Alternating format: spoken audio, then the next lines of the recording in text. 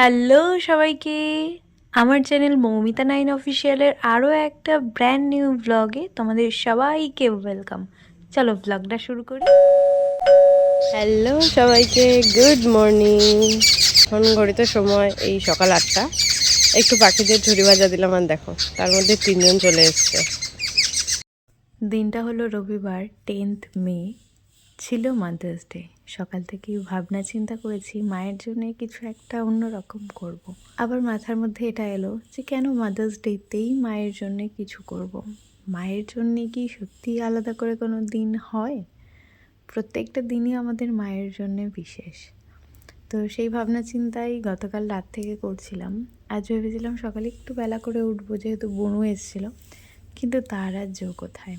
আমাদের এই ওপর ঘরের ছাদ ঢালাই হয়েছে গত 2 দিন আগে, সেখানেই আজকে জল দেওয়ার জন্যে কাকা আমাকে নিয়ে এসছে। যেহেতু এখানে কোনো পাইপের ব্যবস্থা নেই, তাই বালতি করে জল দিচ্ছি, সেটা কাকা উপরে তুলে নিচ্ছে বালতিতে করে, তারপর জলটা উপরে দিচ্ছে। এই হলো ব্যাপার। এখানে উপরে বানানো হয়েছে একটা ফুচকার ফ্যাক্টরি, ফুচকার কাজ হবে। তো সেখানে ধুলোবালি ময়লা কোনোভাবেই রাখাটা বা ধুলোবালি পড়াটা উচিত নয়, যেহেতু এটা খাবারের বিষয়।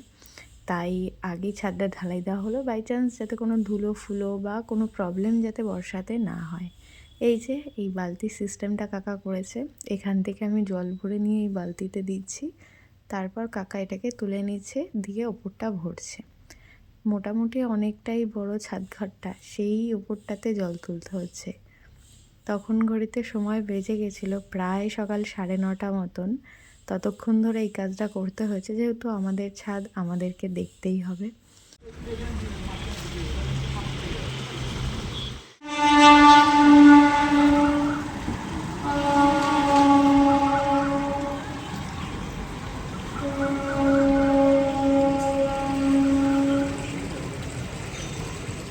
সেদিন দুপুরে আমাদের লাঞ্চের মেনুতে ছিল, মা এখানে লাউয়ের একটা ঘন্ট টাইপের করেছিল, তার সাথে সাদা ভাত আর চিকেন কষা। এই যে দুবুনু বসেছে আর এদিকে বসেছি আমি। দুপুরের খাওয়া দাওয়া করার পর বেশ ভালোই চিন্তা ভাবনা করে আমরা সিদ্ধান্ত নিই আমরা আশ্রমে যাব, ওখানে গিয়ে কিছুটা সময় কাটাবো। চিন্তা ভাবনা করতে আমাদের একটু সময় লেগে গেছিলো, তাই এই যে স্টেশনে পৌঁছানোর আগেই আমাদের ডান দিক থেকে আমাদের ট্রেনটা আসছে, আমাদেরকে স্টেশনে রেখেই সে চলে গেল। পরবর্তী ট্রেনের জন্য আমাদের স্টেশনে অপেক্ষা করতে হয়, এবং সেই ট্রেনে করে এখন আমরা যাচ্ছি আশ্রমে।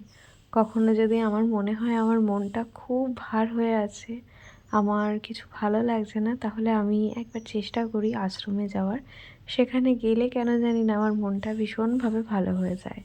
তোমরা যদি এই আশ্রমের লোকেশনটা চাও তো আমাকে কমেন্টে জানিও। আমি শুধু এই আশ্রমে আসা এবং আশ্রমের পুরো প্রকৃতি সম্পর্কে চারপাশ ঘুরে একটা আলাদা ভ্লগ তোমাদের সাথে শেয়ার করব। আজকে এখানে আসাটা আমাদের ছিলই, কারণ স্টেশনে যখন আমরা ট্রেন ফেল করি তখন ভেবেছি অন্য কোথাও যাব। দেন সিদ্ধান্ত আবার বদলে আমরা এসেছি এখানেই। আর এখানে এসে পেয়েছি আমি এই কাঠগোলাপের 2টো ডাল। জানি না গাছ হবে কিনা, বাট পেয়ে ভীষণ খুশি।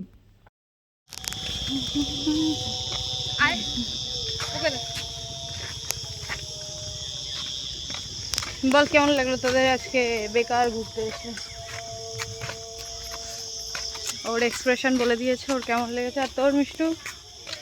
ওর খুব ভালো লেগেছে। আমার আসার আগে অবধি ভালো লাগেনি, আসার পর ভালো লেগেছে, কারণ আমি একটা গাছ পেয়েছি বলে। সেদিন ছিল মাদার্স ডে, তাই মায়ের জন্য মায়ের কাজের কিছু জিনিস নিয়ে এসেছিলাম মাকে উপহার দেবো বলে। আর বাড়ি ফিরে এসে আমি রাতের ডিনারে এখানে খেয়েছিলাম জল ঢালা ভাত, যাকে বলে পান্তা ভাত, চানাচুর দিয়ে আর আলুর বড়া দিয়ে। আর বোনরা খেয়েছিল রুটি আর চিকেন। তো এই ছিল সেদিনের গল্পটা। কেমন লাগলো জানিয়ে যেও। নতুন হলে লাইক শেয়ার সাবস্ক্রাইব করো। নেক্সট ভিডিও দেখা হবে। ভালো থেকো।